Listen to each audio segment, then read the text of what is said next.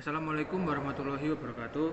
Perkenalkan, nama saya Ilham Akmal Febrian, NIM 102210063, dan rekan saya. Nama saya Galuh Amalia Pertiwi dan NIM 102210059. Kami dari jurusan Hukum Ekonomi Syariah semester 5 kelas SP.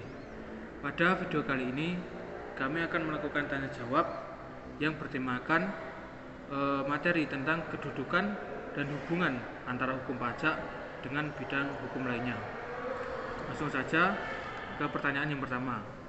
Pertanyaan pertama, saya akan bertanya kepada Mbak Galuh, bagaimana pembagian hukum pajak menurut Mbak Galuh?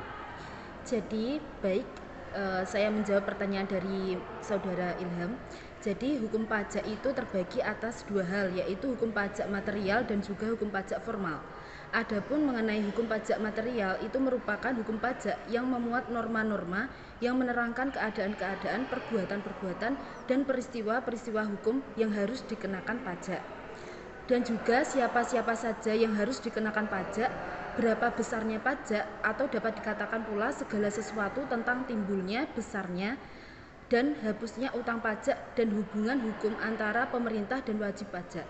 Adapun di sini undang-undang pajak yang termasuk dalam hukum pajak material itu yang pertama itu ada Undang-Undang Nomor 7 Tahun 1983 tentang pajak penghasilan.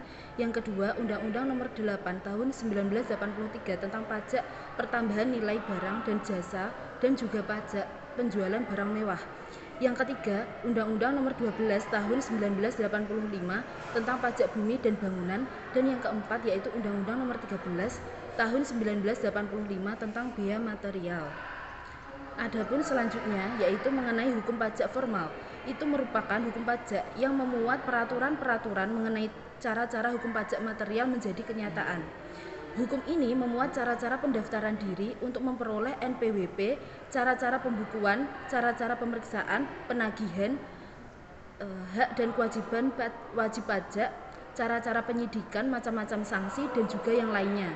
Adapun undang-undang pajak yang termasuk dalam hukum pajak formal itu adalah yang pertama Undang-Undang Nomor 6 Tahun 1983 tentang ketentuan umum dan tata cara perpajakan sebagaimana telah diubah yang terakhir dengan Undang-Undang Nomor 16 Tahun 2000.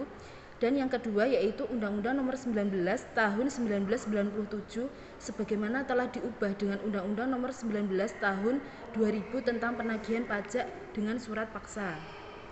Baik, selanjutnya pertanyaan kedua akan saya tanyakan kepada saudara Ilham, itu bagaimana pengaturan tentang hukum pajak? Baik, saya akan menjawab pertanyaan dari Mbak Galuh. Di sini ada beberapa peraturan yang mengatur mengenai hukum pajak.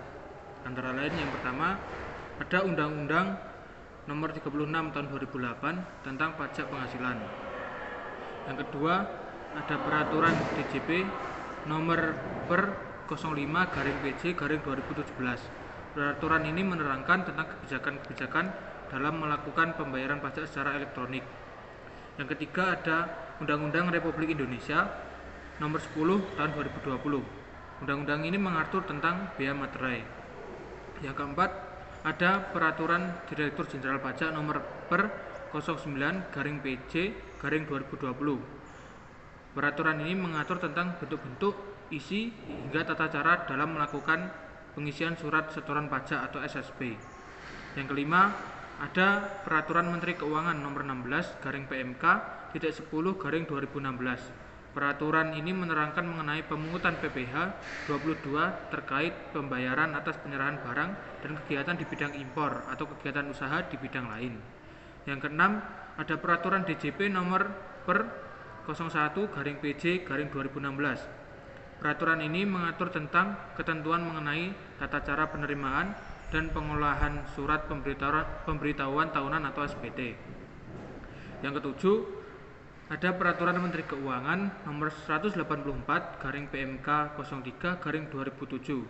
Peraturan ini tentang keterangan dalam menentukan tanggal jatuh tempo pembayaran dan penyetoran pajak, penentuan tanggal jatuh tempo dan pembayaran dan penyetoran pajak.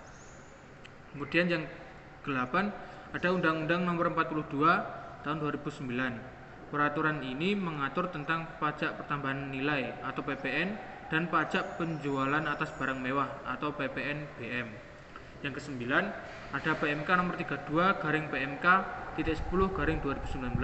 Peraturan ini membahas mengenai batasan jenis jasa kena pajak atau JKP yang atas ekspornya yang dikenakan PPN.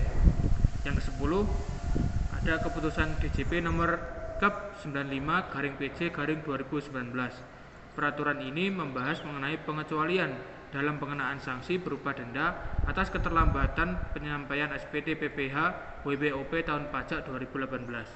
Selanjutnya, pertanyaan kepada Mbak Galuh, bagaimana kedudukan hukum pajak di Indonesia? Baiklah, mengenai kedudukan hukum pajak itu sendiri, hukum pajak itu merupakan bagian dari hukum tata usaha negara. Namun dalam hal ini, Profesor Adriani itu mengatakan bahwa hukum pajak itu berdiri sendiri, yang merupakan suatu ilmu pengetahuan yang terlepas dari hukum tata usaha negara. Dikarenakan hukum pajak itu mempunyai tugas yang bersifat lain daripada hukum administratif pada umumnya, yaitu hukum pajak juga digunakan sebagai alat untuk menentukan politik perekonomian dan mempunyai istilah-istilah tersendiri di bidang perpajakan.